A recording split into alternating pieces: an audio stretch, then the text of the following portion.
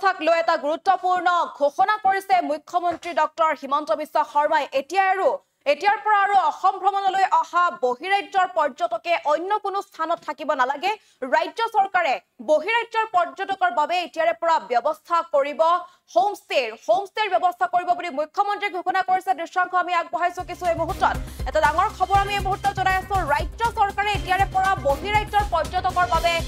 নিৰ্মাণ কৰি দিব হোমষ্টে অসম ভ্ৰমণ কৰিবলৈ অহা বহিৰাজ্যৰ পৰ্যটকে এতিয়াৰে পৰা আৰু অন্য কোনো স্থানত থাকিব নালাগে বা থাকিবৰ বাবে অন্য কোনো স্থান বিচাৰিব নালাগে কিয়নো ৰাজ্য চৰকাৰে এতিয়াৰে পৰা ব্যৱস্থা গ্ৰহণ কৰিছে যে ৰাজ্য চৰকাৰে এতিয়াৰে পৰা পৰ্যটকৰ বাবে ব্যৱস্থা কৰিব হোমষ্টেৰ আৰু কোনো হোটেল অথবা অন্য কোনো স্থান বিচাৰিব নালাগে এতিয়াৰে পৰা পৰ্যটকৰ বাবে ৰাজ্য চৰকাৰে এতিয়াৰে পৰা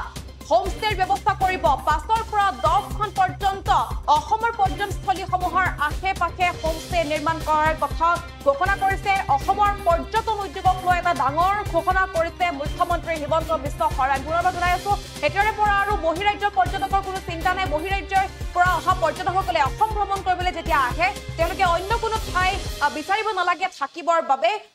ৰাজ্য চৰকাৰে এতিয়াৰে পৰা 5ৰ পৰা 10খনকৈ হোমষ্টে নিৰ্মাণ কৰাৰ কথা ঘোষণা কৰিছে মুখ্যমন্ত্ৰী ডক্টৰ হিমন্ত বিশ্ব শৰ্মাই অসমৰ পৰ্যটনস্থলীসমূহৰ বাবে এটা ডাঙৰ ঘোষণা কৰা দেখিবলৈ পোৱা গৈছে গুৰুত্বপূৰ্ণ মন্তব্য কৰিছে ৰাজ্যৰ গুৰুত্বপূৰ্ণ যিসমূহ স্থান আছে সেই স্থানসমূহত এতিয়াৰে পৰা নিৰ্মাণ কৰা হ'ব হোমষ্টে ৰাজ্যৰ পৰ্যটনস্থলীসমূহত পৰ্যটকৰ সংখ্যা বৃদ্ধি কৰিবৰ বাবে এই সিদ্ধান্ত গ্ৰহণ কৰা হৈছে শীঘ্ৰেই নতুন আঁচনিৰ ব্যৱস্থা কৰা হ'ব বুলি জনাইছে মুখ্যমন্ত্ৰীয়ে 5ৰ পৰা 10টাকৈ হোমষ্টে নিৰ্মাণৰ কাম আৰম্ভ কৰা হ'ব অতি শীঘ্ৰেই নতুন আঁচনিৰ ব্যৱস্থা কৰা হ'ব ৰাজ্যত এতিয়াৰে পৰা অসম ভ্ৰমণ কৰিবলৈ অহা পৰ্যটকৰ চিন্তা নাই থাকিবলৈ অন্য ব্যৱস্থা কৰিব নালাগে অথবা হোটেল অথবা অন্য কোনো স্থান বিচাৰিব নালাগে কিয়নো ৰাজ্য চৰকাৰে এতিয়াৰে পৰা পৰ্যটকৰ বাবে নিৰ্মাণ কৰি দিব হোমষ্টে আৰু সেই হোমষ্টেতে থাকিব পাৰিব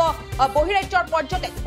পৰা অহা পৰ্যটক থাকিব পৰাকৈ এতিয়া হোমষ্টে নিৰ্মাণ কৰাৰ কথা ঘোষণা কৰা হৈছে পৰ্যটন উদ্যোগক লৈ ডাঙৰ ঘোষণা কৰিছে মুখ্যমন্ত্ৰীয়ে 5ৰ পৰা 10টাকৈ হোমষ্টে অসমৰ গুৰুত্বপূৰ্ণ পৰ্যটনস্থলীসমূহৰ আশে-পাশে নিৰ্মাণ কৰাৰ সিদ্ধান্ত গ্ৰহণ কৰা হৈছে আৰু কি ক'লে মুখ্যমন্ত্ৰী হিমন্ত বিশ্ব শৰ্মাই আমি এই মুহূৰ্তত এই ভাষ্য আগবঢ়াইছো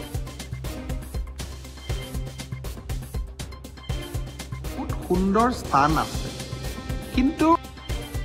পৰ্যটনৰ দৃষ্টিভংগীৰ পৰা অসমত বহুত সুন্দৰ স্থান আছে কিন্তু এই স্থানসমূহত হোটেল আদি নথকাৰ কাৰণে আমি পৰ্যটন উদ্যোগটো বঢ়াব পৰা নাই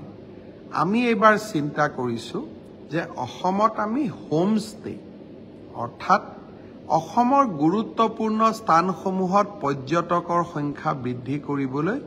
আমি হোমষ্টেৰ এটা ডাঙৰ আন্দোলন আৰম্ভ কৰিব খুজিছো সৰু সৰু স্থান হোটেল সম্ভৱ নহয় কাৰণ হোটেল এখন হবৰ কাৰণে ডাঙৰ বিল্ডিং বনাব লাগিব ব্যৱসায় হ'ব লাগিব কিন্তু হোমষ্টে এটাটো হ'ব পাৰে 5টা 6টা 10টা হোমষ্টে হলেও বহুত পৰ্যটকক আমি আনিব পাৰিম আমি তেওঁলোকক বাহিৰত আমি বিজ্ঞাপন দিম জাগাখনৰ বিষয়ে জনাম বা ধৰ্মীয় অনুষ্ঠানটোৰ বিষয়ে জনাম মানুহ আহিব আৰু আমাৰ হোমষ্টেটোতে থাকিব সেই বিষয়েও ডাঙৰ এটা আঁচনি এই বছৰ আমি আৰম্ভ কৰিব খুজিছো পৰ্যটনৰ দৃষ্টিভংগীৰ পৰা অসমত বহুত সুন্দৰ স্থান আছে কিন্তু এই স্থানসমূহত হোটেল আদি নথকাৰ কাৰণে আমি পৰ্যটন উদ্যোগটো বঢ়াব পৰা নাই আমি এবাৰ চিন্তা কৰিছো যে অসমত আমি হোমষ্টে অৰ্থাৎ